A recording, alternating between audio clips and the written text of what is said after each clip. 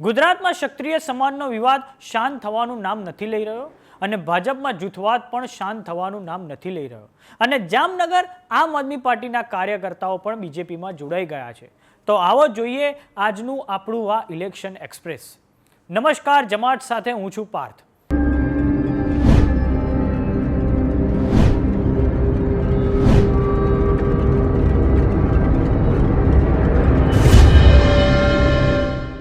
આજની પહેલી ખબર એ છે કે પુરુષોત્તમ રૂપાલા અને ક્ષત્રિય સમાજ વચ્ચે શરૂ થયેલા વિવાદને શાંત કરવા ક્ષત્રિય સમાજના આગેવાનો અને બીજેપી નેતાઓ વચ્ચે અમદાવાદ ખાતે બેઠક મળી હતી, પણ હવે આ બેઠક નિષ્ફળ રહી છે। પુરુષોત્તમ રૂપાલાની ટિકિટ રદ કરવા ક્ષત્રિય સમાજ અડગ છે। આ બેઠક બાદ ભૂપેન્દ્રસિંહ ચુડાસમાએ પ્રેસ કોન્ફરન્સ કરી હતી। ત્યારબાદ ક્ષત્રિય સમાજના આગેવાનોએ પણ પ્રેસ કોન્ફરન્સ કરી હતી। તો આ સાંભળો ભૂપેન્દ્રસિંહ ચુડાસમાએ શું કીધું।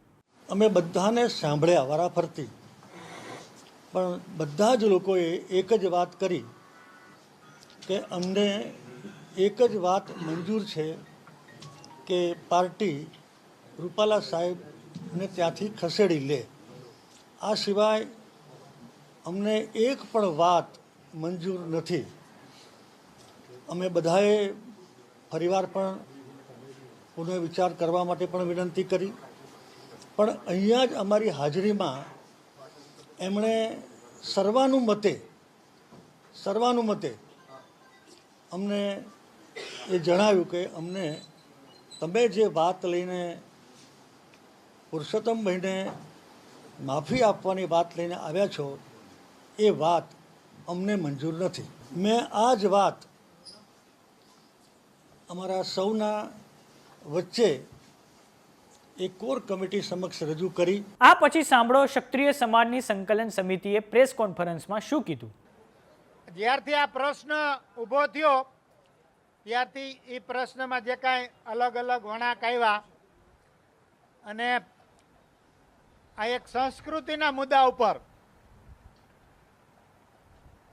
અમને સમજાવવાની અથવા તો હળવાશથી લેવાની જે વાત પક્ષ અને સરકારે કરી એનું આ પરિણામ છે। એટલા માટે એક સામાન્ય વાત છે કે આ નૈતિક અધપતનને અટકાવવા માટે એક વ્યક્તિ પોતાનું ખાલી સંસદ સભ્ય પદ નથી છોડી શકતા। જેને આટલા રજવાડાઓ આપી દીધા એને કેવી રીતે આપી દીધા છે? તમે એક ખાલી સંસદ સભ્ય તમારે જિંદગી આખી રહેવું છે? એવું કોઈ સંજોગોમાં ક્ષત્રિય સમાજ સ્વીકારે નહીં। ભારત દેશનો ક્ષત્રિય સમાજ ન સ્વીકારી શકે। એટલા માટે આ જે એમની ટિકિટ છે એ રદ કરવા સિવાય કોઈ પણ જાતની ચર્ચા આપણે કરી નથી આજે, અને હવે પછી જે કંઈ થવાનું હોય એના માટેની જ તૈયારી અમે ચાલુ કરી દીધી છે। આજની આ બેઠક પરથી એક વાત તો સાફ થઈ ગઈ છે કે રાજકોટ લોકસભા પરથી પુરુષોત્તમ રૂપાલાને બદલવા જ પડશે, કેમ કે ક્ષત્રિય સમાજને બીજા સમાજોનો સાથ પણ મળી રહ્યો છે, જેમ કે ગઢવી સમાજ, બ્રાહ્મણ સમાજ, માલધારી સમાજ। તો હવે ભાજપ માટે એક જ વિકલ્પ રહ્યો છે, કાં તો પુરુષોત્તમ રૂપાલા કાં તો રાજપૂત સમાજ। તો આ તરફ કોંગ્રેસના અમરેલીના કદ્દાવર નેતા પરેશ ધાનાણી કવિતા લખતા રહે છે। તેમણે આ ક્ષત્રિય વિવાદ પર પણ એક કવિતા લખી છે। તો આવો સાંભળીએ પરેશ ધાનાણીએ આ કવિતામાં શું કીધું છે। વાળવામાં આવતા નથી, ઇતિહાસ એનો સાક્ષી છે। અહંકાર હંમેશા હારે છે, અહંકાર હંમેશા હારે છે। આ દેશમાં રોટી બેટી રાજ અને ધર્મની રક્ષણ કરનારા લોકોને પોતાની કુખે ઉછેરનારી દેશની તમામ માતૃશક્તિને આપણે વંદન કરીએ છીએ, પણ આજ દેશની દીકરીઓના દામન ઉપર દાગ લગાડનારા લોકો સામે દીકરીઓએ જોહર કરવાની પ્રતિજ્ઞા લેવી પડે એ આપણી સૌની કઠણાઈ છે। મારી બહેનો, આ તમારા દામન ઉપર દાગ લગાડનારા લોકો સામે તમારે જોહર કરવાની જરૂરત નથી। હજી જવતલિયાઓ ઘણાય જીવી રહ્યા છે। તમે મુંજાવમાં મને સંપૂર્ણ વિશ્વાસ છે કે આ સ્વાભિમાનની લડાઈમાં શક્તિનો વિજય થાય અને આપણે સૌ આ સ્વાભિમાનની લડાઈને આગળ ધપાવવાનો આજ સંકલ્પ કરીએ. સત્તામાં બેઠેલા લોકોના અહંકારને ઓગાળવા માટે આપણે સૌ એકજૂટ થઈ 18 વર્ણ સાથે મળી અને 7મી મેએ મતદાન કરવાનો અવસર મળે ને ત્યારે પંજાનું બટન દબાવીએ એવી આપ સૌને હૃદયપૂર્વકની વિનંતી. ગઈકાલે ભાવનગરમાં ક્ષત્રિય સમાજના સંમેલન પછી રેલી પણ કરવામાં આવી હતી. તો ત્યાં અસ્મિતાબા નામના મહિલાએ જો પુરુષોત્તમ રૂપાલાની ટિકિટ રદ ના થાય તો તેમના ઘરની સામે જોહર કરવાની ચીમકી ઉચ્ચારી હતી. તો આ સાંભળો અસ્મિતાબાએ શું કીધું હતું. આપણા રૂપાલાભાઈ જે આપણા દીકરીઓના બારેમાં જે બોલી ગયા છે ને, સહન નથી થતું મને, એટલે બેનું માટે નીકળી ગઈ છું. આજે 6 દિવસની હું રનિંગમાંથી બધેથી જાઉં છું, ગામડે ગામડે મીટિંગમાં. ઘરે કઈ જ આવી છું, મારી વાત તો જોતા. આજે રૂપાલાની ટિકિટ કેન્સલ નહીં થાય ને, બળીને ભસ્મ થઈ જાય રૂપાલાના ઘરની સામે હું. બાકી ઘરે તો હું નથી જવાની. 2 છોકરાને ઘર મૂકીને આવીશું, 6 દિવસથી બહાર છું. આજે આપણે એક રાષ્ટ્રીય સ્તરની ખબર પર પણ નજર કરીશું. બોક્સર વિજેન્દર સિંઘે કોંગ્રેસ પાર્ટીને રામ રામ કર્યા છે. ભારતીય જનતા પાર્ટીનો ખેસ ધારણ કરી લીધું છે. જો કે ભાજપમાં જોડાયા તેના 24 કલાક પહેલા તેઓ સંપૂર્ણ કોંગ્રેસી હતા. તેમણે રાહુલ ગાંધીના પીએમ મોદી પર કટાક્ષ કરતા ટ્વીટને રીપોસ્ટ કરી હતી. આટલું ઓછું હોય તેમ તેઓ 2019 લોકસભાની ચૂંટણીઓ સાઉથ દિલ્હી પરથી કોંગ્રેસમાંથી લડ્યા હતા. આ પછી તેઓ ગયા વર્ષે રાહુલ ગાંધી સાથે હરિયાણા ખાતે ભારત જોડો યાત્રામાં પણ ચાલ્યા હતા. ખબર નહીં હવે તો ખેલાડીઓની અંતરાત્મા ક્યારે બદલાઈ જાય, કોને ખબર. जी राम राम सभी को.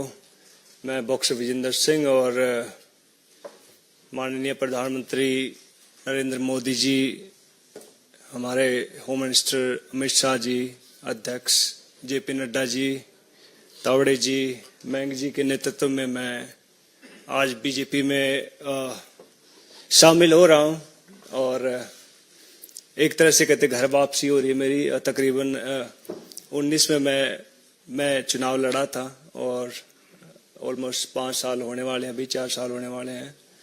तो अभी कहते कि इंग्लिश में कहावत है गुड टू बी बैक.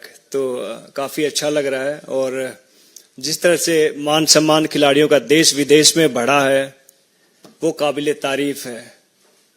जैसे हम बाहर यूके में फाइट करने जाते थे, दुबई में फाइट करने जाते थे, आयरलैंड में फाइट करने जाते थे, तो कई बार एयरपोर्ट पर बहुत सारी चीजें होती थी. लेकिन जब से हमारी बीजेपी सरकार आई है, मोदी गवर्नमेंट आई है, तब से एक बहुत सरल और कहते बहुत आसान तरीके से हम कहीं भी आ जा सकते हैं. जो मान सम्मान इस गवर्नमेंट में मिला है तो खिलाड़ी उसके लिए बहुत धन्यवाद करते हैं मोदी साहब का, बीजेपी गवर्नमेंट का.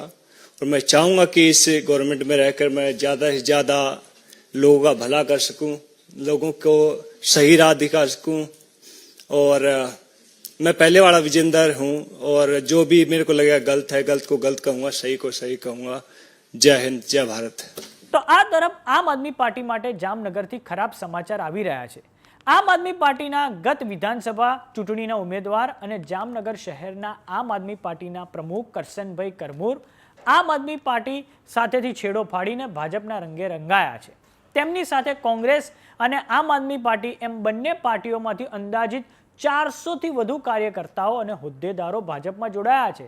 જેમાં આમ આદમી પાર્ટીના જામનગર લોકસભા બેઠક પરના પ્રભારી ભાવેશ સભાડિયા તેમજ કોંગ્રેસના હર્ષદપુર બેઠકના તાલુકા પંચાયતના સભ્ય કાનજીભાઈ વસોયા અને કોંગ્રેસના પ્રદેશ મહામંત્રી સુભાષભાઈ ગુજરાતી સહિત અનેક આગેવાનો અને કાર્યકર્તાઓ પક્ષ છોડી ભાજપમાં પ્રવેશ્યા છે. જો આ વિડીયોઝ.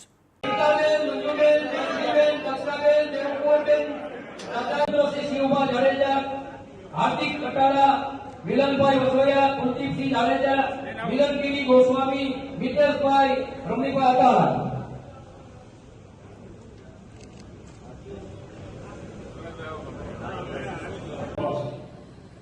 આ નેશન ફર્સ્ટ કેવી રીતે એનું સંપૂર્ણ વિવરણ જે આ ગીતમાં આવ્યું છે. देश के लिए सदा जिएंगे, हम करेंगे त्याग मातृभूमि के लिए अपार, हम करेंगे त्याग मातृभूमि के लिए हम लिए सदा जिएंगे और मरेंगे हम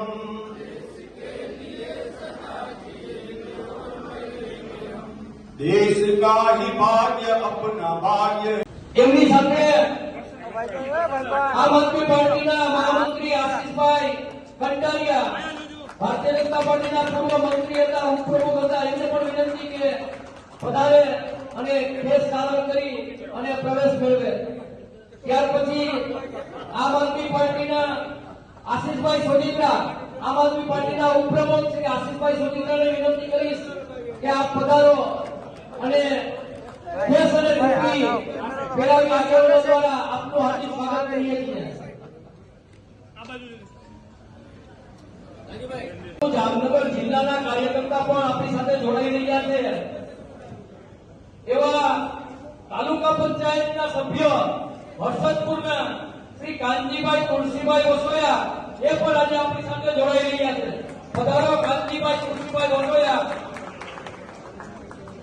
તેમની સાથે સાબરકાંઠા લોકસભા બેઠક પર ભાજપે ભીખાજી ઠાકોરને બદલીને શોભનાબેન બારૈયાને ઉમેદવાર જાહેર કર્યા છે. ત્યારથી વિરોધ ત્યાં યથાવત છે.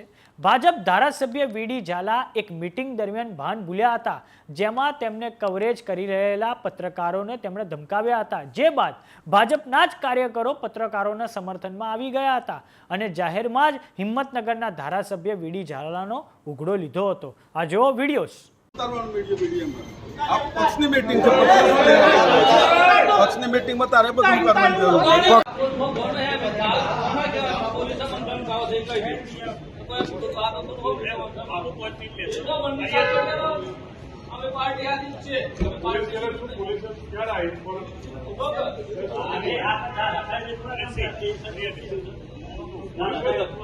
પોલીસે શું તરફ કર્યું એટલે કોઈ ગુના કોઈ બાબત નથી આપણે બોલાય તો આપણે પોતાનું બોલાય છે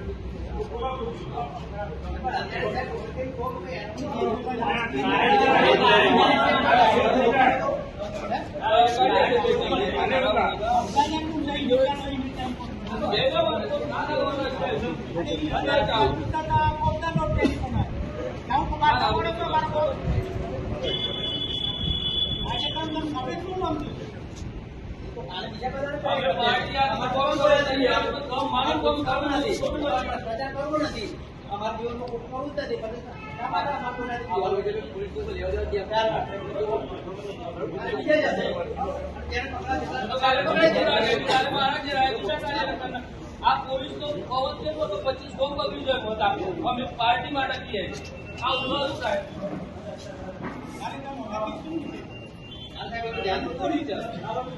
અમે બાર બાર નહીં જરા પણ બાર આગળ આવો 25 બોમ્બ બગડી જાય તમારી જે અને વાત કરી પણ ધ્યાન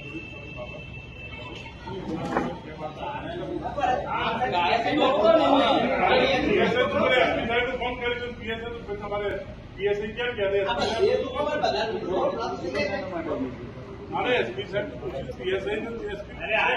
લોકસભાની ચૂંટણીઓ છે, નેતાઓ નારાઓ અને એમના નાટકો ચાલુ જ રહેવાના છે, પણ અમે તમારો મજા સહેજ પણ ઓછો કરવાના નથી. દરરોજ ઇલેક્શન એક્સપ્રેસ લઈને આવીશું અને આવી જ જબરજસ્ત ચટાકે પટાકેદાર ખબર તમને આપતા રહીશું. નમસ્કાર.